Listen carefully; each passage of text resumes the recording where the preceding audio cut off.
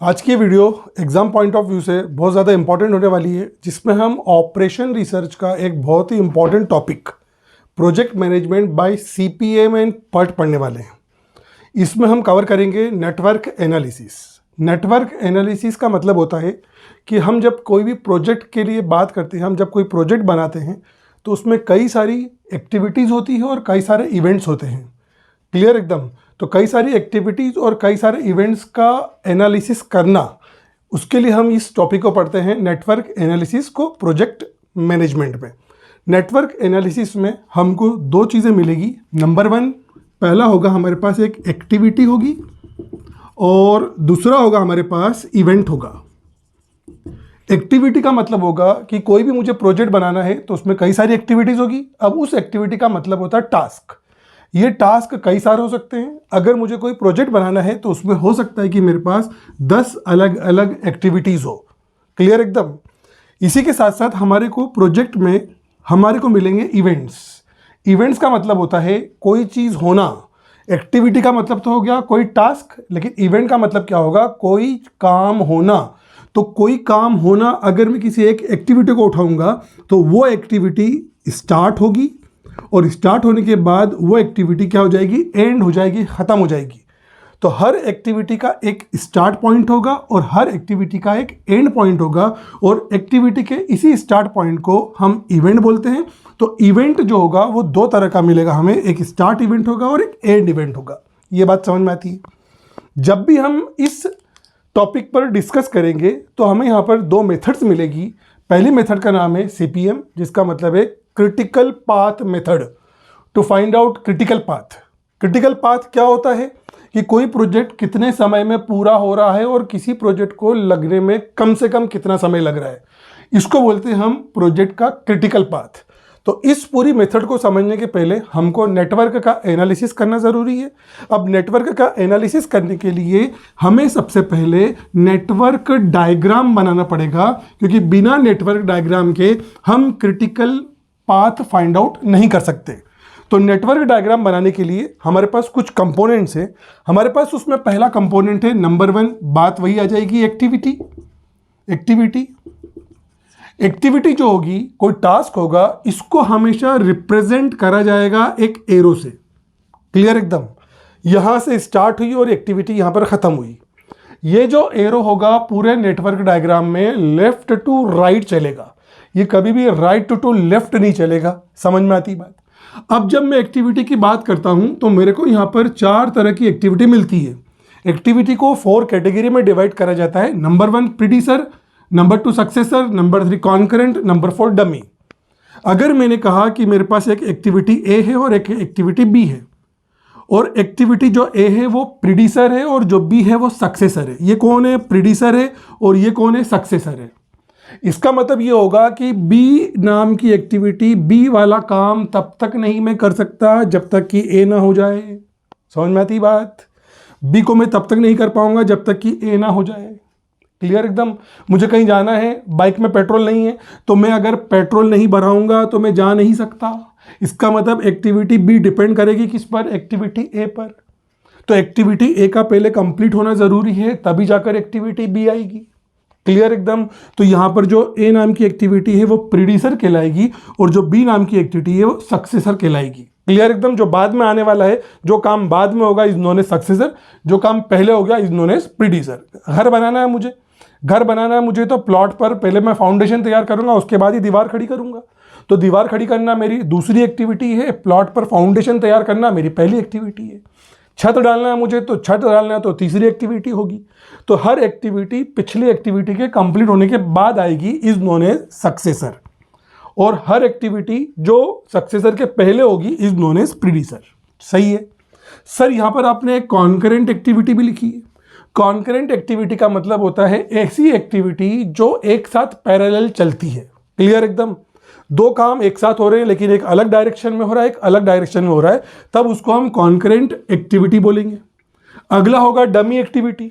Dummy activity का मतलब होगा कोई एक्टिविटी अगर किसी दो एक्टिविटी पर डिपेंड करती है। क्या बोला मैंने? कोई एक्टिविटी किसी दो एक्टिविटी पर डिपेंड करती है तो उसको हम डमी एक्टिविटी बोलेंगे। पहले हम इवेंट को समझेंगे, फिर हम डमी एक्टिविटी पर वापस आएंगे। समझ में आती बात? तो नेटवर्क एनालिसिस में हमको अगला टॉपिक, अगला जो फंडा है वो पढ़ना इवेंट। इवेंट का मतलब होता है कुछ होना। अब यहां पर जो इवेंट होगा उसको हमने 3 अलग अलग कैटेगरी में डिवाइड करके रखा हुआ है। नंबर 1 मर्ज, अगला बस्ट और अगला मर्ज और बस्ट। इवेंट को हमेशा रिप्रेजेंट करा जाएगा सर्कल से, एक्टिविटी को हमने रिप्रेजेंट करा था एरो से। अब यहां पर मर्ज का मतलब होगा कि 2 एक्टिविटी आ रही है पैरेलली और वो आकर एक इवेंट पर मर्ज हो जाती है। इसका मतलब इवेंट खत्म हो गया। इवेंट कब खत्म हो रहा है? 2 एक्टिविटी के कंप्लीट होने पर वो इवेंट खत्म हो रहा है। तो ये कौन सा हुआ हमारा? मर्ज इवेंट हुआ, सॉरी मर्ज इवेंट हुआ, हाँ बिल्कुल सही। अगला कौन सा होगा? बस्ट इवेंट होगा। बस्ट इवेंट का मतलब होगा कोई एक इवेंट शुरू हुआ और उससे 2 एक्टिविटी निकली, पहली एक्टिविटी और दूसरी एक्टिविटी। समझ में आ गई बात? तब इस केस में इसको क्या बोलेंगे हम? बस्ट इवेंट बोलेंगे। यहां पर 2 एक्टिविटी मर्ज हो रही है एक इवेंट पर, यहां पर एक इवेंट से 2 एक्टिविटी निकल रही है। इसका मतलब ये कौन सा इवेंट हुआ? बस्ट इवेंट हुआ। तो ये जो एक्टिविटी, जो 2 एक्टिविटी एक ही इवेंट से निकली हुई है, तो इन 2 एक्टिविटी को हम क्या बोलेंगे? Concurrent activity. समझ में आ गई बात अच्छे से अपन को? अगला, कुछ एक्टिविटी हमारी, सॉरी कुछ इवेंट हमारे मर्ज भी हो सकते हैं और कुछ बस्ट भी हो सकते हैं। समझ में आती बात? मर्ज भी होगा और बस्ट भी होगा, मतलब क्या होगा? 2 एक्टिविटी आई, 2 एक्टिविटी के कंप्लीट होने पर एक इवेंट अकर हुआ और उस इवेंट के अकर होने के बाद नए 2 काम खुल गए। जब ये नए 2 काम खुल गए तो इसका मतलब ये जो इवेंट हो रहा है ये इवेंट मर्ज इवेंट भी है और बस्ट इवेंट भी है। ये बात बिल्कुल मुझे समझ में आ गई, कोई दिक्कत नहीं है, क्लियर एकदम। अब मैंने कहा कि मेरे पास एक इवेंट है, उस इवेंट से 2 पैरेलल कॉन्करेंट इवेंट निकलते हैं। ये पहला इवेंट हुआ, ये दूसरा इवेंट हुआ। ये कौन सी एक्टिविटी हुई? ए नाम की एक्टिविटी हुई, ये बी नाम की एक्टिविटी हुई। समझ में आती बात? अगला, इन 2 एक्टिविटी से मुझे ख़त्म करना है कहाँ पर?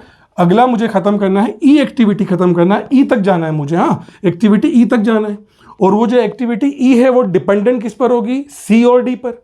और सी कहाँ से निकली है? सी निकली है ए से निकली है सपोज, उसके बाद डी कहाँ से निकली है? बी से निकली है। अब इन दोनों एक्टिविटी से ख़त्म क्या होना है? इन दोनों एक्टिविटी से मुझे इन दोनों एक्टिविटी का एंड पॉइंट होना है ई एक्टिविटी। समझ में आती बात? तो मैं यहाँ पर ई एक्टिविटी जो होगी, मैंने यहाँ पर, सॉरी ये जो इवेंट खत्म हो रहा है ये ई एक्टिविटी पर खत्म हो रहा है। तो यार ये तो 2 एक्टिविटी हो गई, 2 एक्टिविटी हो ही नहीं सकती। मैंने क्या बोला कि मेरे पास 2 एक्टिविटी स्टार्ट हुई कहाँ से? पहले इवेंट से स्टार्ट हुई। और जो ई एक्टिविटी है वो कहाँ से आएगी? सी से भी आएगी और डी से भी आएगी। तो यहाँ पर 2 एक्टिविटी आ गई जबकि खाली ई एक्टिविटी है। तो मुझे इस इवेंट को ख़त्म करने के लिए ई एक्टिविटी चाहिए, तो उस ई एक्टिविटी को मैं कहाँ से बना सकता हूँ? डी से बना सकता हूँ। लेकिन ई एक्टिविटी ख़त्म कब होगी? जब सी से भी ख़त्म होगी, वो सी से भी स्टार्ट होगी। तब यहाँ पर मैं क्या करूँगा? सी को डी से डमी जोड़ दूंगा। इसका मतलब ई कम कंप्लीट होगा जब सी भी पूरा हो जाएगा और डी भी पूरा हो जाएगा, तो ये डमी हो जाएगा। लेकिन मैं इसको डायरेक्ट भी कर सकता हूँ। तो डायरेक्ट करने के लिए मुझे क्या करना पड़ेगा? डमी समझ में आ गई बात आपको अच्छे से?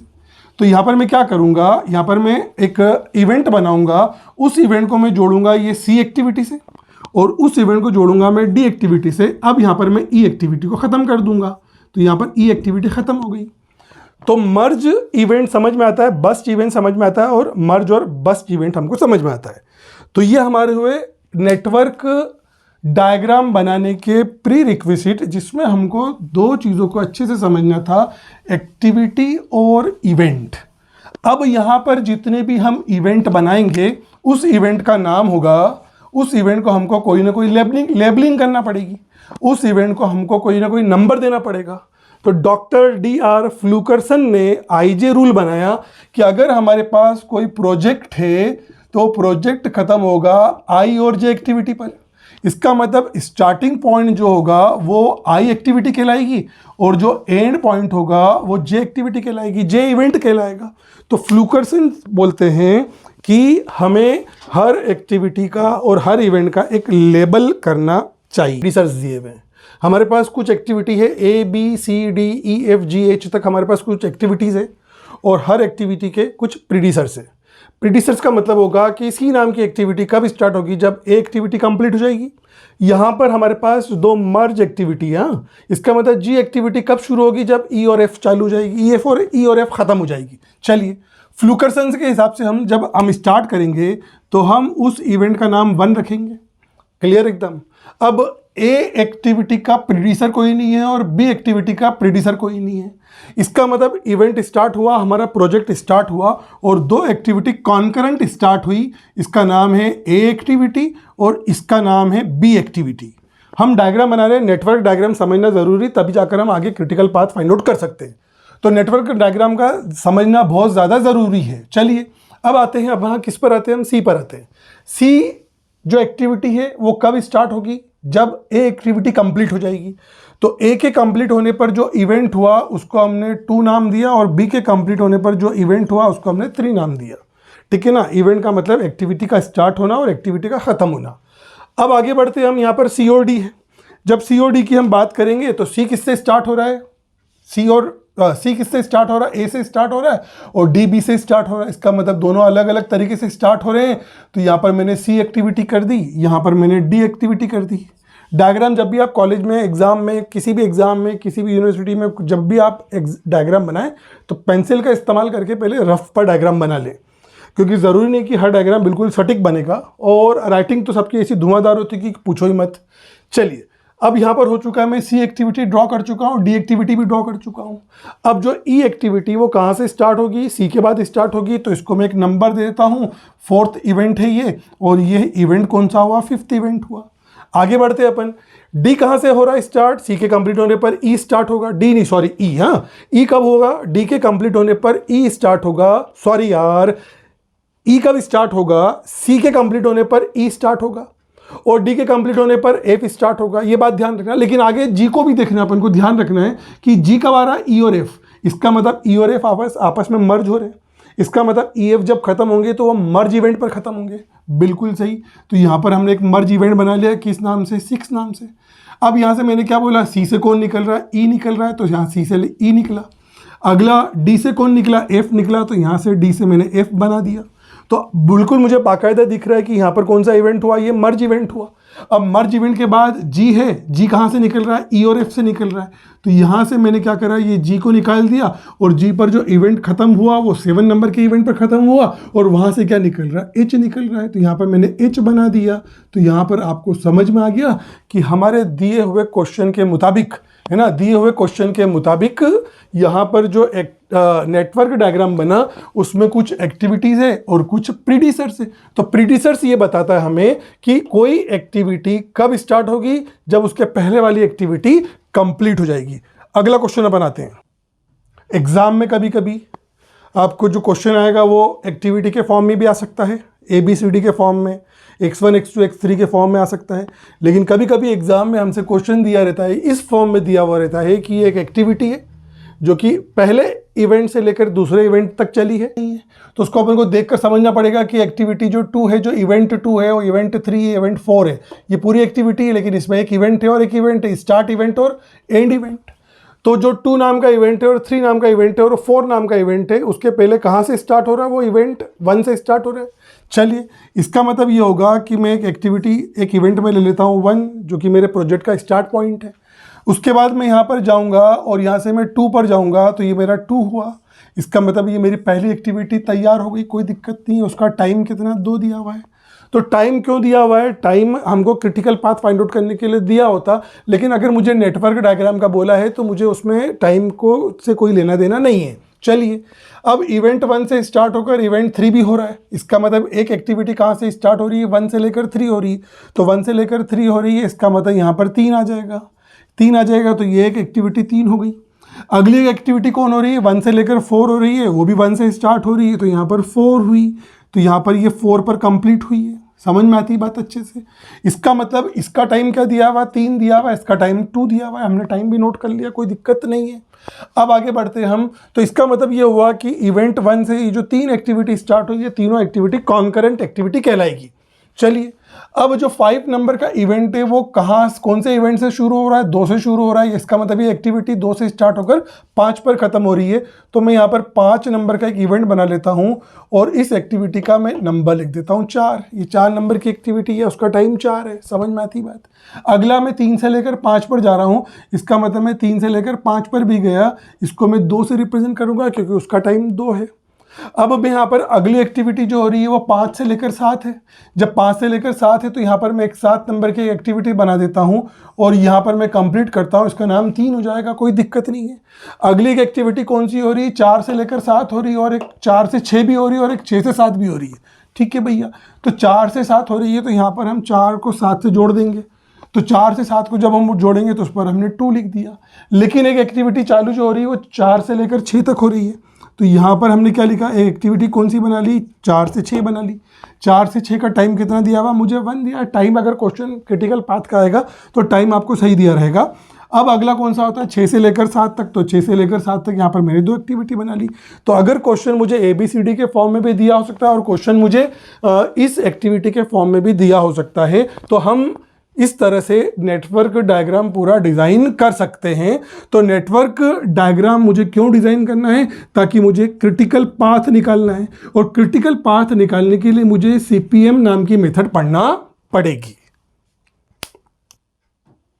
चलिए, प्रोजेक्ट एनालिसिस में जो हमारी क्रिटिकल पाथ फाइंड आउट करने की जो पहली मेथड है उस मेथड का नाम है CPM, critical path method. Critical path method ये बोलती है कि कोई प्रोजेक्ट, ठीक है ना, जिसमें कई सारी एक्टिविटी होगी और जिसमें कई सारे इवेंट्स होंगे, वो प्रोजेक्ट कम से कम कितने समय में पूरा हो सकता है, is known as critical path of network.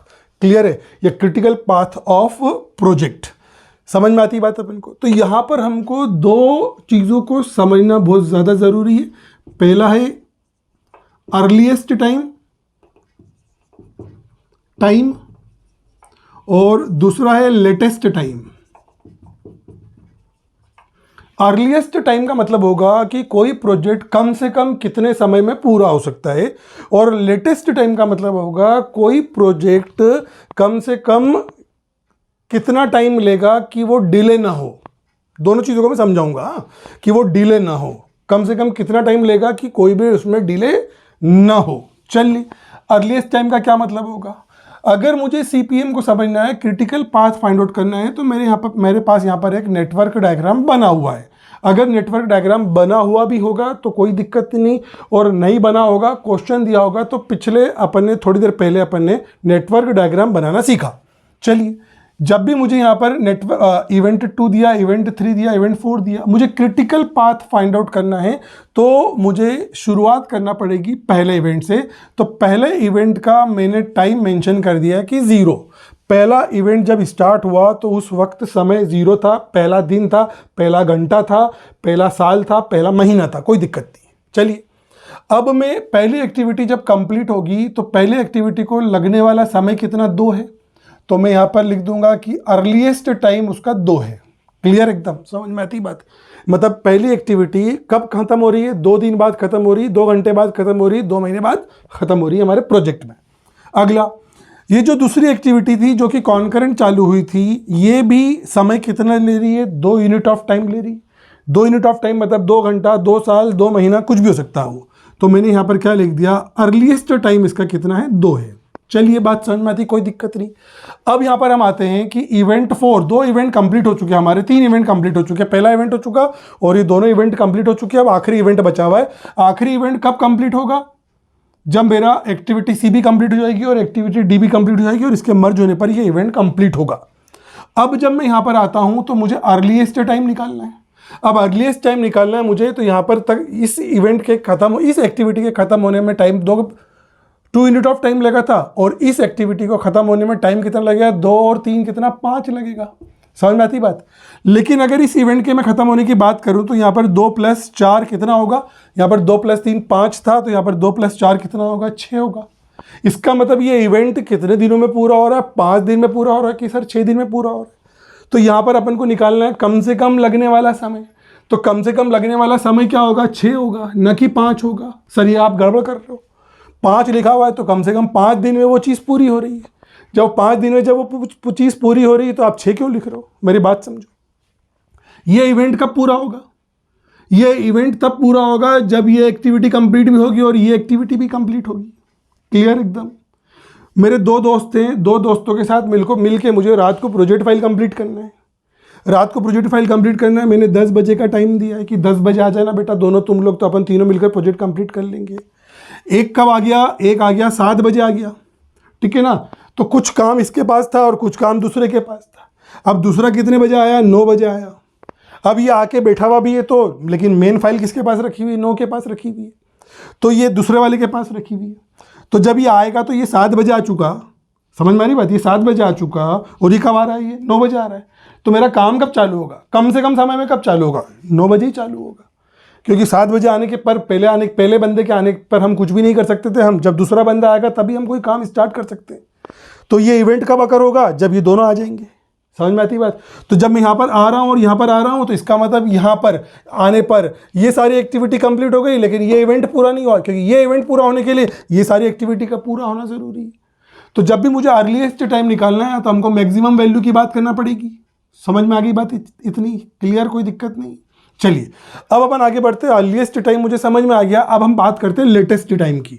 तो अर्लीस्ट टाइम जो होगा हमेशा फॉरवर्ड डायरेक्शन में चलेगा, और अगर मैं लेटेस्ट टाइम की बात करूंगा तो मैं बैकवर्ड डायरेक्शन में चलूंगा। तो यहां पर हमने अर्लीस्ट टाइम लिखा, अर्लीस्ट टाइम में यहां पर हमने बड़ी वैल्यू ली। तो अगर नेटवर्क डायग्राम आपका और बड़ा होगा तो आपको और बड़े तरीके से इसको सॉल्व करना पड़ेगा। क्लियर, एकदम समझ में आती बात। अब मुझे लेटेस्ट टाइम निकालना है, तो लेटेस्ट टाइम निकालेंगे अपन बैकवर्ड से।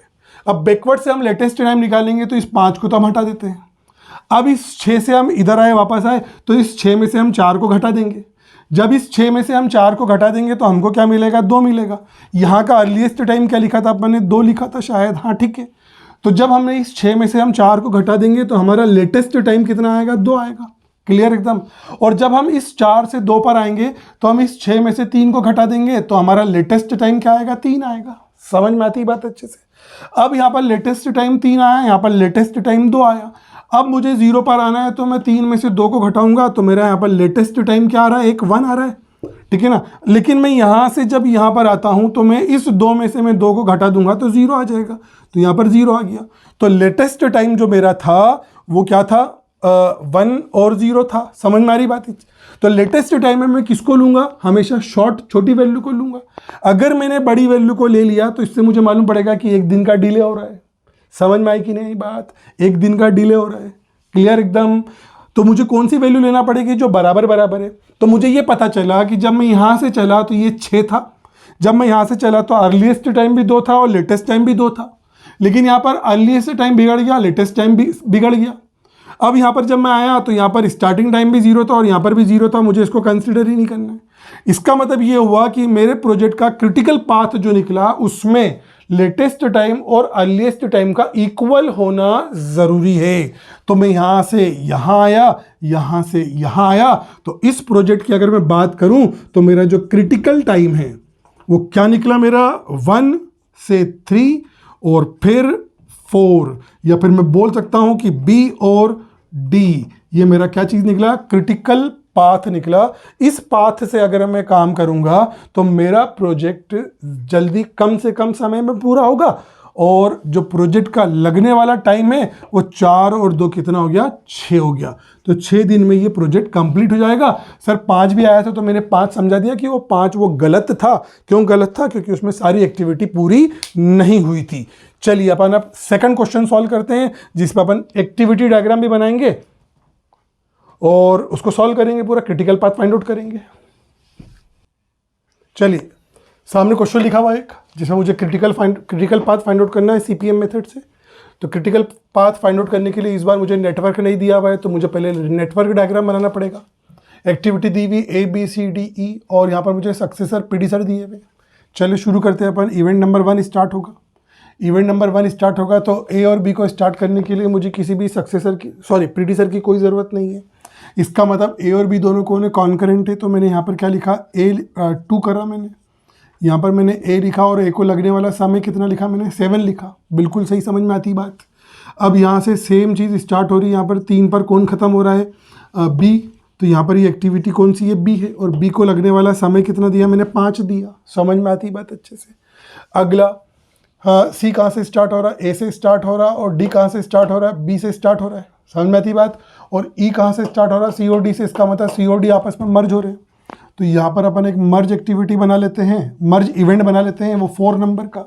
इस मर्ज इवेंट पर अपन क्या करेंगे, ये कौन हो जाएगा, सी हो जाएगा। सी कितना हो जाएगा आपका, 3 हो जाएगा। यहाँ पर एक इवेंट मर्ज करेंगे, यहाँ पर आ जाएगा डी आ जाएगा, और डी कितना आ जाएगा, 6 आ जाएगा। चलिए समझ में आती बात अपन को। अब यहाँ पर डी और ई से कौन स्टार्ट हो रहा है, ई स्टार्ट हो रहा है। तो यहाँ पर अगली एक्टिविटी कौन, ई है, और उस ई में लगने वाला टाइम कितना, 4 है। तो यहाँ पर कौन हुआ, नंबर 5 पर हमने काम खत्म करा। बिल्कुल बात समझ में आ गई हमको अच्छे से। चलिए अब हमको क्रिटिकल पाथ फाइंड आउट करना है, तो उसके लिए हमको अर्लीस्ट टाइम और लेटेस्ट टाइम निकालना पड़ेगा। तो शुरुआत में हम अर्लीस्ट टाइम इसका क्या मान लें, 0 मान लें। अब 0 से जब मैं यहाँ पर जाऊँगा तो इसका अर्लीस्ट टाइम क्या आया, मेरा 7 आया। इसका मतलब 7 पर ये हमारी एक्टिविटी कंप्लीट हो गई, ठीक है ना। इस इवेंट पर हमारी ये एक्टिविटी कंप्लीट हो गई। अब अगर मैं इस इवेंट पर बात करूं तो इस इवेंट को ख़त्म होने में लगने वाला टाइम कितना लग रहा है, 5 लग रहा है। तो यहाँ पर मैंने एक्टिविटी कितनी लिख दी, 5 लिख दी। समझ में आती बात, कोई दिक्कत नहीं। चलिए अब इस इवेंट पर आते हैं अपन। ये इवेंट कब खत्म हो रहा है, जब सी इवेंट भी खत्म हो जाएगा, तो सी एक्टिविटी भी खत्म हो जाएगी और डी एक्टिविटी भी खत्म हो जाएगी, तब ये इवेंट पूरा होगा। तो इस इवेंट की अगर मैं बात करूं, इस इवेंट के लिए अर्लीस्ट टाइम जो होगा वो 7 और 3 10 होगा। तो यहाँ पर मैंने 10 लिखा। लेकिन अगर मैं इधर से आता हूँ तो 5 और 6 कितना हो रहा है, 11 हो रहा है। तो अभी थोड़ी देर पहले मैंने समझाया कि हमको अर्लीस्ट टाइम कौन सा वाला लेना है, मैक्सिमम वाला लेना है। तो मैंने 11 ले लिया। बिल्कुल बात समझ में आती है। आगे जब मैं बढ़ता हूँ तो इस इवेंट के ख़त्म होने में 4 यूनिट ऑफ टाइम ये भी लग रहा है। तो 11 और 4 कितना हुआ, 15 हुआ। तो हमारा फाइनल अर्लीस्ट टाइम क्या हुआ, 15 हुआ। इसका मतलब इस प्रोजेक्ट की अगर मैं बात करूंगा तो इस प्रोजेक्ट में मैक्सिमम जो टाइम लगेगा, मिनिमम जो टाइम लगेगा वो लगेगा 15 यूनिट ऑफ टाइम। चलिए अब अपन बात करते हैं किसकी, लेटेस्ट टाइम की बात करते हैं। तो लेटेस्ट टाइम हम कहाँ से स्टार्ट करेंगे, पीछे से स्टार्ट करेंगे। जब लेटेस्ट टाइम हम पीछे से स्टार्ट करेंगे तो हम इस 15 में से 4 को घटा देंगे। जब इस 15 में से 4 को घटा देंगे तो 11 आ जाएगा। चलिए ऊपर से चलो या नीचे से चलो, कोई बात ही नहीं, दोनों तरफ से आपको चलना पड़ेगा। इस 11 में से मैं 3 को घटाऊंगा तो 8 आएगा। तो मेरा जो लेटेस्ट टाइम आया वो 8 आया।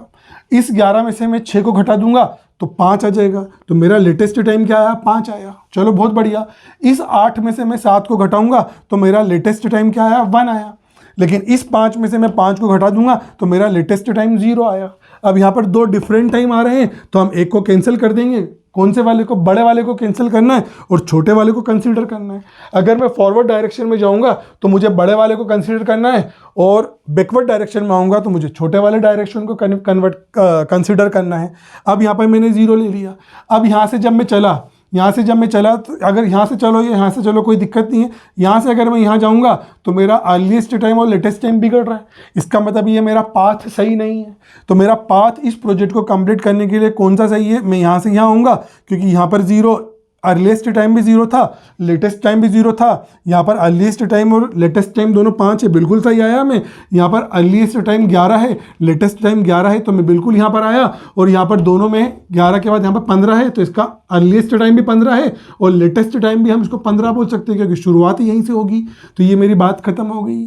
तो इसका मतलब हमारे पास 2 रास्ते थे इस प्रोजेक्ट को कंप्लीट करने के लिए, लेकिन कुछ एक्टिविटीज़ ऐसी थी जो कमज़ोर पड़ रही थी। तो हमारा क्रिटिकल पाथ क्या कहलाएगा, हमारा जो क्रिटिकल पाथ होगा, क्रिटिकल पाथ है ना for given project is B और डी और क्या चीज़ ई, बी डी ई।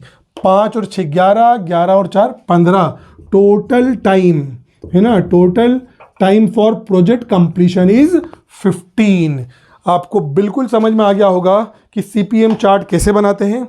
तो कुछ क्वेश्चंस मैं आपको सेंड करूंगा, उस क्वेश्चंस को आप अच्छे से प्रैक्टिस करेंगे ताकि आपको CPM का फंडा पूरा समझ में आ जाएगा। अगली वीडियो में हम PERT की बात करेंगे, PERT की बात करेंगे, जो कि हमारे प्रोजेक्ट मैनेजमेंट की दूसरी मेथड है क्रिटिकल पाथ फाइंड आउट करने की। उम्मीद करता हूँ आपको ये वीडियो समझ में आया होगा। अगली वीडियो में जल्द मुलाकात होगी। Thank you so much.